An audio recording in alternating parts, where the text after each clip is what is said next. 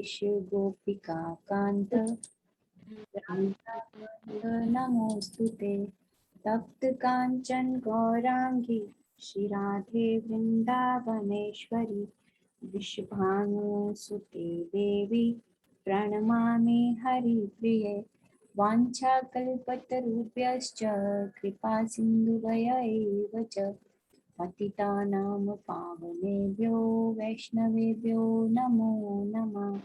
जय श्री कृष्ण चैतन्य प्रभु नित्यानंद श्री अद्वैत गदाधर श्रीवासादि गौर भक्त वृंद। हरे कृष्ण कृष्ण कृष्ण हरे हरे, हरे राम राम राम हरे हरे। हरे कृष्ण। श्रील प्रभुपाद की जय, समवेत भक्त वृंद की जय। तो आज हमने करना है श्लोक संख्या 2.53 और अगर पिछले में देखें तो लगातार कुछ वर्सेस से भगवान श्री कृष्ण जो हैं वो अर्जुन को बुद्धि योग के बारे में लगातार बता रहे हैं और वेदों में क्या क्या संकलित है उससे दूर रहना चाहिए या उसके कितने पार्ट को हमें अज्यूम करके भक्ति में स्थित होना चाहिए, उस पे भगवान जो है चर्चा कर रहे हैं। जैसे भगवान ने श्लोक संख्या 2.42 में कहा था कि वेदों की अलंकारमयी भाषा में जो अल्प ज्ञानी है वो आसक्त रहते हैं और फंस जाते हैं। और उस वर्ष की चर्चा में हमने ये भी डिस्कस किया था कि किस तरह से अगर कर्म कांड में छोटी सी भी गलती हो जाती है तो पूरे का पूरा जो जिस चीज के लिए हमने यज्ञ या वो रीति रिवाज कर रहे होते हैं उसका पूरा जो है वो क्रक्स पलट जाता है ना। हमें फायदा मिलने की जगह नुकसान भी कई बार उठाना पड़ जाता है। तो इसीलिए भगवान ने वहां चर्चा की थी कि वेदों की अलंकारमयी भाषा में जो अल्प ज्ञानी है वो फंसते हैं और उस अलंकारमयी भाषा में फंसकर हम जो है वो काम धर्म अर्थ काम और मोक्ष में फंसे रह जाते हैं। उसके बाद 2.48 में भी भगवान ने कहा था दूरेन ही अवरम, कि इन कर्म कांडों से जो हमें बहुत दूर दृष्टि से अगर देखते हैं तो उनका कोई इतना फायदा नहीं होता, उन आवरम से, उन ऐसे कार्यों से जो कि कर्मकांड सेक्शन में वेदों में आते हैं, उनसे हमें दूर ही रहना चाहिए।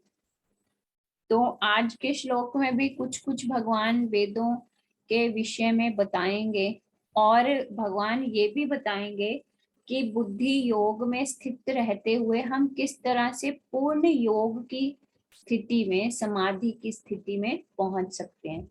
तो पहले स्क्रीन शेयर करती हूँ, हम आज का वर्स पहले रिसाइट करेंगे। श्रुति विप्रतिपन्ना ते यदा स्थास्यति निश्चला समाधावचला बुद्धिस्तदा योगम वापस्यसि। हाँ जी, कोई बोलेंगे श्लोक को? सीमा माता जी।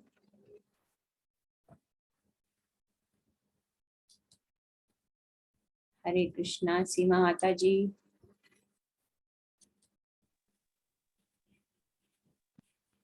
श्रुति विप्र प्रतिपन्ना ते यदा यथास्ति निश्चला समाधा वचला बुद्धिस्तदा योगम वापस्यसि। योगम वापस्यसि। हाँ जी।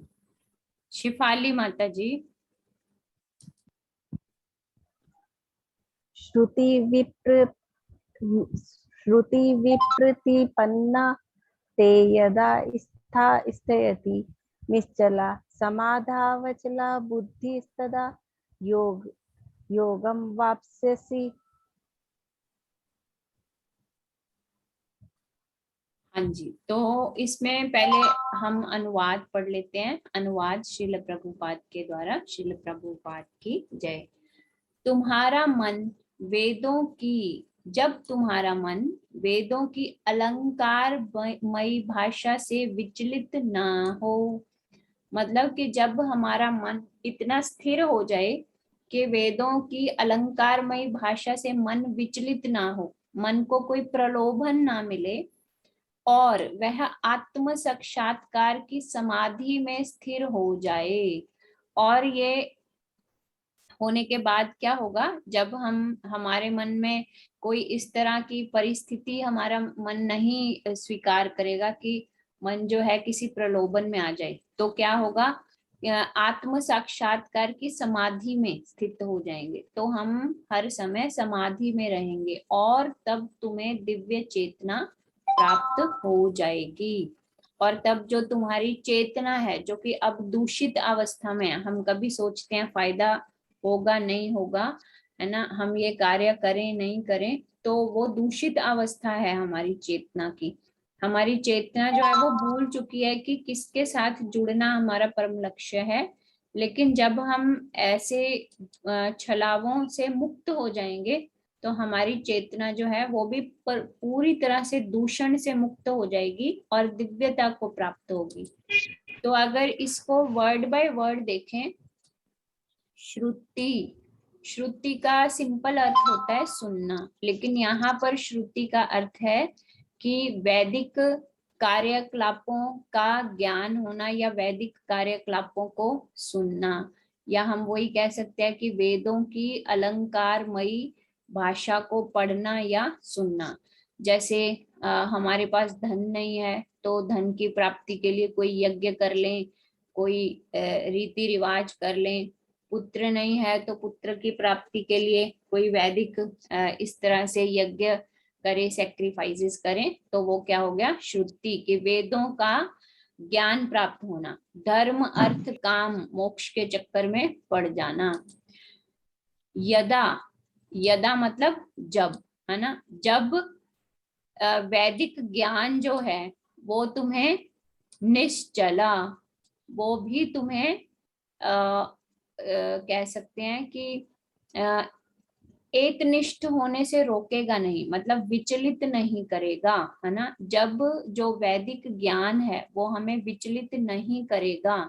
विचलित हम कब नहीं होंगे, विप्रतिपन्ना, जब हम कर्म फलों से प्रभावित नहीं होंगे, तब हमें जो ये वैदिक ज्ञान है वो विचलित नहीं करेगा। या इस सिर्फ पहले इतनी स्टेटमेंट को हम अगर पढ़ें, श्रुति विप्रतिपन्ना ते यदा, जब तुम्हारा जो मन है वो वेदों की अलंकारमयी भाषा को पढ़ने के बाद भी विप्रतिपन्ना, है ना, कोई प्रभाव नहीं पड़ेगा तुम्हारे मन के ऊपर। जब प्रभाव कब नहीं पड़ेगा, जब हम कर्म फलों से प्रभावित नहीं होंगे। क्योंकि अगर हम कर्म फलों से प्रभावित हैं, कर्म फलों से प्रभावित मतलब हम सकाम कर्म कर रहे हैं, हम वो ही कर्म कर रहे हैं जिससे हमें कुछ ना कुछ फायदा होगा, अर्थात हम कोई फायदा या नुकसान देखकर अगर कर्म कर रहे हैं, जब तक ऐसी ही चेतना रखेंगे तब तक क्या होगा कि हम वैदिक ग्रंथों में दी हुई अलंकारमयी भाषा में बार बार बार बार बार बार फंसते चले जाएंगे। जैसे मछली है, मछली मान लीजिए समुंदर में है, तो अब एक कांटे के ऊपर छोटा सा, जैसे हमें पता है ना कि मछली को अगर जाल में फंसाना होता है या कांटे में फंसाना होता है, तो कांटे में हम केंचुआ लगा के पानी में छोड़ देते हैं। तो मछली उस केंचुए को देखती है, सोचती है कि अगर इसको खा लूंगी तो बड़ा ही स्वाद आएगा, है ना, और उसको खाने दौड़ती है तो कांटे में फंस जाती है। एक्चुअली वो ही स्थिति हमारी होती है जब हम सकाम कर्म में फंसे हुए होते हैं। हम वेदों की भाषा में फंसकर हमें ये लगता है कि अगर ये कर्म कर लेंगे तो इसका ये सुख मिल जाएगा हमें, लेकिन वो सुख जो है वो क्षणिक है ना। अब हमने कांटे को देखकर, केंचुए को देखकर हम केंचुए की तरफ दौड़े तो सही, लेकिन जैसे ही केंचुए को मुंह में डाल के उसका स्वाद लिया तो साथ के साथ क्या हुआ, कांटे में फंस भी गए, है ना। उसी तरह से जब हम सकाम कर्मों में कर्मों को देखकर उसके फल की तरफ आकर्षित होकर उस कर्म को कर लेते हैं, अब वो फल जो है वो थोड़े ही टाइम के लिए हमें सुख देता है, आनंद देता है, खुशी देता है, लेकिन क्या है, हम कांटे में हमेशा के लिए फंस गए। कौन से कांटे में? जन्म मृत्यु जरा व्याधि के चक्कर में हम हमेशा के लिए फंस जाते हैं। हमारा जो परम लक्ष्य है इस बॉडी का वो हम पूर्ण नहीं कर पाते। तो इसलिए भगवान कह रहे हैं, भगवान अब अगली अवस्था बता रहे हैं कि जब ऐसा हो जाएगा तब क्या होगा, है ना। यदा ते श्रुति विप्रतिपन्ना, कि जब तुम वैदिक ज्ञान को सुनने के पश्चात भी कर्म फलों से प्रभावित नहीं होगे, है ना। अर्थात हमने मान लीजिए पहले भी सुना हुआ है कि पुत्र नहीं है तो पुत्र की कामना के लिए ये यज्ञ कीजिए, ये व्रत कीजिए, ये दान पुण्य कीजिए तो आपको पुत्र की प्राप्ति हो जाएगी, है ना। पहले हमारी जब चेतना शुद्ध नहीं है, जब जो इस लेवल पे हम अभी हैं, है ना, हमारी चेतना अगर शुद्ध नहीं है तो हम व्रत भी करेंगे, हम पूजा पाठ भी करवाएंगे, यज्ञ भी करवाएंगे, सब कुछ करेंगे, लेकिन जैसे ही हमारा मन जो है वो भगवान में स्थिर हो जाएगा, हमें इस चीज की समझ आ जाएगी कि अगर हमें पुत्र की प्राप्ति नहीं हुई है तो वो भगवान ने हमारे लिए कुछ अच्छा सोचकर ही हमें नहीं दिया, है ना। तो इसलिए वो क्या हो गया कि हमारी बुद्धि जो है वो भगवान में स्थिर हो गई कि भगवान ने जो मुझे दिया मेरे अच्छे के लिए दिया, मुझे मेरा अच्छा फ्यूचर सोच कर दिया। तो उस टाइम क्या है, अगर हम तब सुनेंगे भी, तब हमें कोई कहेगा भी कि तुम्हारे भाई पुत्र नहीं है तो तुम ये हवन यज्ञ करवाओ, तो हम उदासीन रहेंगे, हमें कोई फर्क नहीं पड़ेगा, क्योंकि अब क्या है, हमारी बुद्धि जो है वो स्थिर है। वो अगली लाइन में बता रहे हैं भगवान जी, स्थास्यति निश्चला, है ना।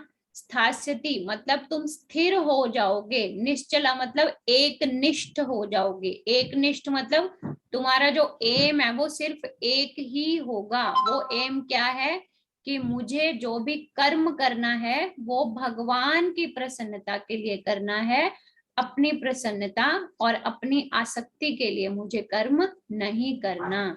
जब हम ऐसी अवस्था में स्थित हो जाएंगे, ऐसी अवस्था हमारे ऊपर आ जाएगी धीरे धीरे, ये नहीं सोचना कि ये अवस्था जो है वो पॉसिबल नहीं है हम लोगों के लिए, एवरीथिंग इज पॉसिबल। अगर भगवान जो है भगवत गीता में ये बोल रहे हैं, इट मीन्स ये वेरी मच पॉसिबल है, इसीलिए भगवान बोल रहे हैं।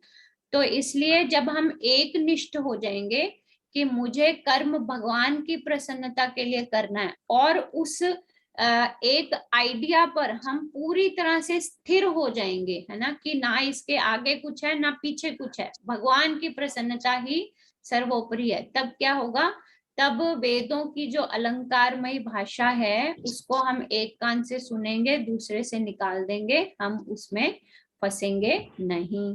तो क्या होगा, समाधावचला, ये दो शब्दों का मेल है, समाधावचला दो शब्दों का मेल है। कौन कौन से दो शब्द? समाधौ अचला, है ना। समाधि की अवस्था, अचल स्थिर, तब क्या होगा कि हमारी बुद्धि जो है, अचल बुद्धि की जो हमारी बुद्धि है वो पूरी तरह से स्थिर हो जाएगी। तदा, तदा मतलब तब, तब हमारी बुद्धि जो है वो पूरी तरह से स्थिर हो चुकी होगी और हम समाधि की अवस्था में पहुंच जाएंगे।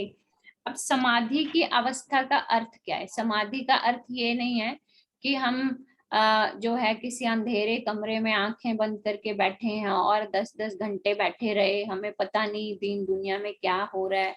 समाधि का अर्थ ये नहीं है कि योगियों की तरह हम पानी के अंदर जाके बैठ रहे हैं। समाधि का अर्थ ये नहीं है कि हम पहाड़ों पे बर्फ गिर रही है और वहां एक टांग पे खड़े हैं। This is not the meaning of समाधि, जिस तरह से स्पेशली हम बॉलीवुड वाले सीरियल्स में देखते हैं। समाधि की अवस्था क्या है? फिक्स्ड कॉन्शियसनेस, कि जब हमारी चेतना जो है वो स्थिर हो जाती है, वो अवस्था जो है वो समाधि की अवस्था है। जैसे समाधि की अवस्था को समझने के लिए प्रभुपाद जो है वो गोपियों का उदाहरण हमेशा देते हैं। अब गोपियां जो है, हमने कभी नहीं सुना कि वो आंखें बंद करके कहीं एक अंधेरे कमरे में बैठी हैं या पानी के अंदर उन्होंने समाधि लगाई हुई है। गोपियां जो है, ज्यादातर गोपियां जो है वो शादीशुदा थी, है ना। और जो कंवारी थी, जब भगवान चले गए तो उनकी भी शादियां हो गई। तो उस अवस्था में वो समाधि में कैसे रह रही हैं? जो भी वो कर्म कर रही हैं, अपने घर का जो भी सिंपल काम कर रही हैं, वो क्या सोच कर रही हैं कि कभी कृष्ण आएंगे और मेरे इस सेवा भाव को देखकर प्रसन्न होंगे। अगर वो दूध चो रही हैं गऊओं से, तब भी उनका भाव जो है वो यही है कि काश आज भगवान कृष्ण आ जाएं, वो इस सुंदर सी गैया का जो अमृत तुल्य दूध है उसको पी लें, है ना, तो मेरे हाथों की जो सेवा है वो सफल हो जाएगी। जब वो दही मथ रही हैं, तब भी वो यही सोच रही हैं कि काश आज, क्योंकि भगवान श्री कृष्ण क्या कह के गए थे जब मथुरा गए थे कि मैं जल्दी ही वापिस आऊंगा। तो उसी एक वाक्य को लेकर वो समाधि की अवस्था में है सदा सदा के लिए। जब वो माखन बना रही हैं, तब भी उनकी अवस्था क्या है कि आज कृष्ण आएंगे और मेरे हाथों का स्वादिष्ट माखन चखेंगे। जब वो घर की सफाई कर रही हैं, तब भी वो क्या सोच के कर रही हैं कि हम उस रास्ते की सफाई कर रहे हैं जहां से भगवान श्री कृष्ण अपने छोटे छोटे बछड़ों को और अपनी गऊओं को लेकर जंगल में चराने के लिए जाते हैं। उनको ये नहीं लगता कि हम घर की सफाई कर रहे हैं, उनको ये लगता है कि हम उस रास्ते की सफाई कर रहे हैं जहां से कृष्ण जो है वो हर रोज सुबह अपने मित्रों को और अपनी गैयों को चराने के लिए, मित्रों को चराने के लिए नहीं, मित्रों के साथ गैयों को चराने के लिए जंगल के रास्ते से जाते हैं। तो हम उस रास्ते की सफाई कर रहे हैं, हर कंकड़ को वहां से उठा रहे हैं। ये भाव उनकी सफाई करने का था। इट मीन्स वो हर कार्य कर रही हैं, लेकिन किस कॉन्शियसनेस में कर रही हैं कि हम भगवान श्री कृष्ण के लिए ये कार्य कर रहे हैं। आज कृष्ण आएंगे, वो देखेंगे कि मैंने उनके लिए गैयों का दूध निकाल के रखा है, वो देखेंगे कि मैंने उनके लिए स्वादिष्ट माखन निकाल के रखा है, वो देखेंगे कि मैंने पूरे जंगल का मार्ग जो है वो साफ कर दिया। तो हालांकि वो कर रही हैं घर के काम, है ना, लेकिन किसको याद करके कर रही हैं? भगवान श्री कृष्ण को। इसका अर्थ है कि वो समाधि की अवस्था में है। तो प्रभुपाद यही कह रहे हैं कि समाधि की अवस्था वो नहीं है कि हम आंखें बंद करके और सभी कार्यकलापों को बंद करके बैठ गए। समाधि की अवस्था है जब हमारा ध्यान जो है वो एक निष्ठ है, हम कार्य कुछ भी कर रहे हैं लेकिन वो किसकी स्मृति में कर रहे हैं? भगवान श्री कृष्ण की स्मृति में कर रहे हैं। जब हमारी बुद्धि इस तरह से स्थिर हो जाएगी कि मुझे भगवान श्री कृष्ण की प्रसन्नता के लिए कार्य करना है, तो तुम किस अवस्था में आ जाओगे? तुम समाधि की अवस्था में आ जाओगे। और जब समाधि की अवस्था में आ जाते हैं तो क्या होता है? योगम वाप्स्यसि, तो तुम योग को प्राप्त करोगे। योग क्या चीज है? हमने पिछले 2-3 क्लासेस में डिस्कस किया है। योग क्या चीज है? किसके साथ योग करना है हमने? श्री कृष्ण भगवान से हाँ जी, हाँ जी, भगवान श्री कृष्ण से जुड़ने की जो प्रक्रिया है उसको योग कहते हैं। तो इस तरह से भगवान श्री कृष्ण खुद ही बता रहे हैं कि मेरे साथ जुड़ने का तरीका क्या है, कि अपनी बुद्धि को पहले एक निष्ठ करो, है ना, अपनी बुद्धि को एक निष्ठ करो। ये हमने 2.41 में भी पढ़ा था, आई थिंक 2.41, यस, हाँ जी, हमने दूसरे ही अध्याय के 41वें श्लोक में भी यही पढ़ा था, लेकिन उसकी लैंग्वेज क्या थी? व्यवसाय आत्मिका बुद्धि एके ही कुरु नंदना, कि अगर तुम्हारी बुद्धि जो है वो एक निष्ठ हो जाएगी, वन पॉइंटेड फोकस हो जाएगी, तो तुम मेरी प्राप्ति कर सकते हो। अब वही चीज भगवान यहाँ रिपीट कर रहे हैं, लेकिन एक स्टेप आगे जाके रिपीट कर रहे हैं, क्योंकि वहां से उन्होंने कर्म योग को स्टार्ट करना था और यहाँ पर वो कर्म योग को अच्छे से समझा चुके हैं अर्जुन को, और ये बता रहे हैं कि यही कर्म योग तुम्हें कैसे टॉप ऑफ द टॉप योग की तरफ लेके जाएगा। समाधौ अचल बुद्धि तदा, तब अचल बुद्धि से मतलब स्थिर बुद्धि से, जो बुद्धि मुझ में स्थिर हो चुकी है, उस बुद्धि में रहते हुए मुझ में स्थिर बुद्धि से तुम समाधि की अवस्था में जाओगे, और सदैव समाधि की अवस्था में रहने से तुम्हें क्या मिलेगा? योगम वाप्स्यसि, तुम मुझसे जुड़ सकोगे, तुम टॉप ऑफ द योग लेवल पर पहुंच जाओगे। यहाँ पे एक चीज हमने समझनी है कि यहाँ पे भगवान श्री कृष्ण ने समाधौ अचला मनः क्यों नहीं लिखा? क्योंकि हम जनरली डिस्कस करते हैं ना कि मन जो है वो ही चंचल है, वो ही हमें एक पॉइंट पे टिकने नहीं देता, इधर उधर हमें घुमाता रहता है ना। तो फिर यहाँ पे मन को एक निष्ठ करने की बात भगवान ने क्यों नहीं कही? बुद्धि को एक निष्ठ करने की बात क्यों कही है? क्योंकि बुद्धि जो है वो क्या है? रथ का सारथी है ना। तो इसलिए अगर बुद्धि जो है वो एकनिष्ठ हो जाएगी, अब रथ जो है वो चल रहा है ना, और बुद्धि जो है उसका सारथी है, बुद्धि ने सारी लगामें जो है वो अपने हाथ में ले रखी हैं, और अगर बुद्धि जो है वो स्थिर हो जाएगी, अब अगर जो रथवान है उसको ये पता है कि मुझे इस डायरेक्शन में जाना है, और वो रथवान कौन है? वो बुद्धि है, ठीक है। तो जब बुद्धि को पता है कि मुझे इस डायरेक्शन में जाना है, तब मन कुछ नहीं कर पाएगा। इट मीन्स मन को स्थिर करने की बजाय हमें बुद्धि को स्थिर करने की कोशिश करनी है, क्योंकि मन तो सदा ही चंचल है। अर्जुन आगे आके श्लोकों में कहेंगे चंचला ही मना कृष्णा, कि मन तो हमेशा ही हे कृष्ण भगवान, मन तो हमेशा ही चंचल है, वो तो एक वानर के समान है, एक डाली पकड़ी दूसरी छोड़ दी, दूसरी पकड़ी तीसरी छोड़ दी, है ना। तो इसलिए मन को स्थिर करने की कोशिश नहीं करनी हमने क्या करना है? बुद्धि को स्थिर करने की कोशिश करनी है। जब बुद्धि हमारी एकनिष्ठ हो जाएगी, बुद्धि हम पूरी तरह से भगवान में लगा देंगे, तब हम योग की अवस्था में पहुंच जाएंगे। तब हमारे लिए मुश्किल नहीं होगा कि हम भगवान के साथ जुड़ सकें, जिसको प्रभुपाद ने क्या कहा है? दिव्य चेतना में प्राप्त हो जाएंगे। दिव्य चेतना कब मिलेगी हमें? जब हमारी बुद्धि जो है वो पूरी तरह से भगवान में लगी हुई होगी। लेकिन यहाँ पे एक चीज समझनी है, अब हमने ये तो समझ लिया कि जब हमारी बुद्धि जो है वो एकनिष्ठ हो जाएगी, तब क्या होगा? हम समाधि की स्थिति में पहुंच जाएंगे। बुद्धि का एकनिष्ठ होने का अर्थ प्रभुपाद यहाँ क्या दे रहे हैं? आत्म साक्षात्कार की स्थिति। कि बुद्धि अगर हमारी वन पॉइंटेड हो जाएगी, मतलब बुद्धि को ये समझ आ गया कि जो कार्य मैंने करना है वो भगवान की प्रसन्नता के लिए करना है, इट मीन्स हमारी जो आत्मा है उसको अपने असली स्वरूप के बारे में जानकारी मिलनी शुरू हो गई कि मैं तो कृष्ण का नित्य दास हूँ। और वो कौन सी स्थिति है? आत्म साक्षात्कार की स्थिति, ठीक है। तो तब जब हमें आत्म साक्षात्कार हो जाएगा तो समाधि में हम स्थित हो जाएंगे।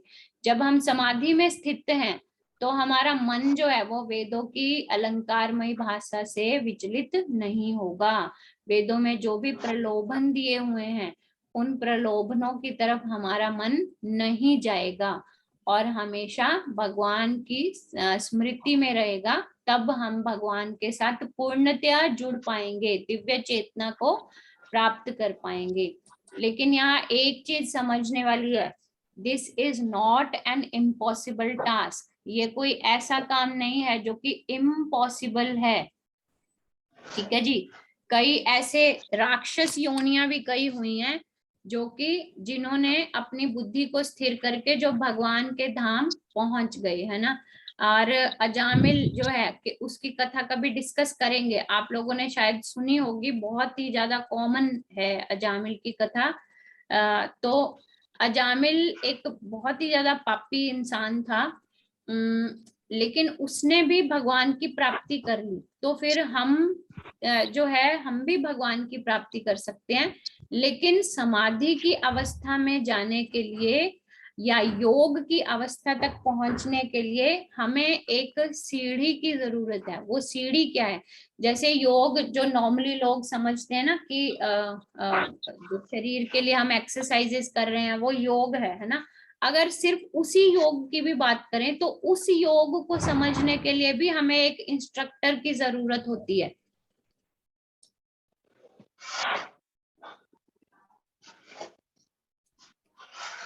तो हमें उस योग को समझने के लिए भी इंस्ट्रक्टर की जरूरत होती है, क्योंकि हमें ये तो पता है कि इस तरह से अपनी नासिका को बंद करना है, अब सांस एक तरफ से खींचना है, ये नहीं पता कि सांस इधर से ही छोड़ना है या इधर से छोड़ना है ना। तो उसको अच्छी तरह से समझने के लिए भी इंस्ट्रक्टर की जरूरत होती है। क्योंकि ये मैं क्यों कह रही हूँ, क्योंकि मैंने जब भी इस तरह से प्राणायाम वगैरह करना शुरू किया था तो बहुत टाइम के बाद मुझे पता चला कि मैं गलत कर रही हूँ, फिर मैंने इंस्ट्रक्टर हायर किया। तो कहने का अर्थ है कि हम अगर ऐसी फिजिकल एक्सरसाइजेस वाले योग करने के लिए हमें इंस्ट्रक्टर की जरूरत है। तो अब हम बात कर रहे हैं टॉप ऑफ द योगा की, है ना, जो योग सुप्रीम योग है, तो उसको करने के लिए भी हमें एक इंस्ट्रक्टर की जरूरत है। वो इंस्ट्रक्टर कौन है? वो है गुरु। तो इसलिए हमें गुरु का चुनाव करना है और गुरु से हमें इंस्ट्रक्शंस लेनी है कि हम किस तरह से सकाम कर्मों से निकल पाए, किस तरह से हम निष्काम कर्म की अवस्था में जा पाए। जब वो निष्काम कर्म की अवस्था होगी, इट मीन्स हम बुद्धि के साथ काम कर रहे हैं, वो बुद्धि योग है ना। और जैसे जैसे हमारे बुद्धि योग का जो प्रोसेस है वो इंक्रीज होता जाएगा, हमारी चेतना जो है वो शुद्ध होती जाएगी, वैसे वैसे भगवान के साथ हमारा जो जुड़ाव है वो चलता चला जाएगा। तो इसलिए हमें किसकी जरूरत है? हमें गुरु की जरूरत है, क्योंकि गुरु एक ऐसे कह सकते हैं एक ऐसे दिव्य इंसान होते हैं जो कि हमें योग की तरफ ले जाते हैं, भगवान के जुड़ने का, भगवान से जुड़ने का हमें वो रास्ता बताते हैं, वो गुरु हैं। और गुरु की कृपा जब तक नहीं होती तब तक इस अवस्था तक अपने आप पहुंचना जो है वो बहुत ही ज्यादा मुश्किल काम है। एज वेल एज जो हम इसको ऐसे भी कनेक्ट कर सकते हैं कि ये श्रीमद् भागवतम में श्लोक है, कलौ दोष निधे राजन, कि हम उस योग की अवस्था तक कैसे पहुंच सकते हैं उसकी भी विधि बता रही हूँ, जो कि श्रीमद् भागवतम में दी हुई है। कलौ दोष निधे राजन, कि कलयुग जो है वो दोषों का निधि है, दोषों का समंदर है, मतलब कलयुग में दोष ही दोष है। फिर भी अस्ति एको महान गुण, फिर भी इसमें एक महान गुण है। वो एक महान गुण क्या है? अदरवाइज कलयुग में पूरे दोष हैं, पूरे दोषों से भरा हुआ है कलयुग। आयु बहुत छोटी है, यादाश्त बहुत कमजोर है, शारीरिक बल नहीं है, मंत्रों का उच्चारण हमें नहीं आता, वस्तुओं में शुद्धि नहीं है ना, हमारी जो टॉलरेंस है, सहनशीलता बहुत कम है। तो इसलिए ये क्या है? ये सारे अवगुण हैं और अवगुणों से कलयुग भरा पड़ा है। लेकिन एक ही महान गुण है, वो महान गुण कौन सा है? कीर्तनादेव कृष्णस्य, भगवान श्री कृष्ण का कीर्तन करना, भगवान श्री कृष्ण के नाम की चैंटिंग करना जो है वो इसका एक महान गुण है। मुक्त संगस्त परम ब्रजेत, कि सारे संग से मुक्त होकर, संग मतलब भौतिक वस्तुओं के, भौतिक रिश्तों से, इस भव सागर के संग से मुक्त होकर परम ब्रजेत, हम परम स्थिति को, परम योग स्थिति को प्राप्त कर सकते हैं। तो मार्ग क्या बताया गया है श्रीमद् भागवतम में? श्रीमद् भागवतम क्या है? भगवान के अपने भक्तों के द्वारा अपने एक्सपीरियंसेस कहे गए हैं श्रीमद् भागवतम में। तो वही भक्त हमें बता रहे हैं कि इस कलयुग में जो कि दोषों का आगार है, उसमें एक ही महान गुण है, भगवान श्री कृष्ण के नाम का कीर्तन करना। उस नाम के कीर्तन के बल पर ही हम इस भव सागर को पार करके परम धाम की प्राप्ति कर सकते हैं। और वो कीर्तन क्या है? वो चैतन्य महाप्रभु ने हमारे लिए और भी आसान कर दिया। कोई संस्कृत के श्लोक, कोई उच्चारण की हमें टेंशन लेने की जरूरत नहीं है। हमें एक बहुत ही सिंपल मंत्र दे दिया भगवान चैतन्य महाप्रभु ने, हरे कृष्ण कृष्ण कृष्ण हरे हरे, हरे राम राम राम हरे हरे। तो केवल इस मंत्र जाप के माध्यम से हम इस भव सागर को पार करके जो है परम धाम में पहुंच सकते हैं। संपूर्ण योग की स्थिति में हम सिर्फ एक छोटे से मंत्र का उच्चारण बारंबार करके पहुंच सकते हैं। लेकिन उस मंत्र के उच्चारण में भी शक्ति कब आती है? जब गुरु हम पे कृपा करते हैं। तो इसलिए गुरु की शरण में जाकर हमें बारंबार प्रार्थना करनी चाहिए कि मुझे भगवान श्री कृष्ण की भक्ति प्रदान कीजिए। जब गुरु हमारे ऊपर हमें आशीर्वाद देते हैं तो फिर उस मंत्र की शक्ति जो है वो कई गुना बढ़ जाती है, और वो मंत्र जो है वो एक ऐसी नौका का काम करता है जो कि हमें भव से पार लगा देगा। तो इसीलिए कल मैं पूछ रही थी कि जो भी लोग चैंटिंग करते हैं या नहीं करते, अगर आप लोग, तो चैंटिंग करना जरूर स्टार्ट कीजिए। चाहे एक ही माला से शुरू कीजिए, है ना।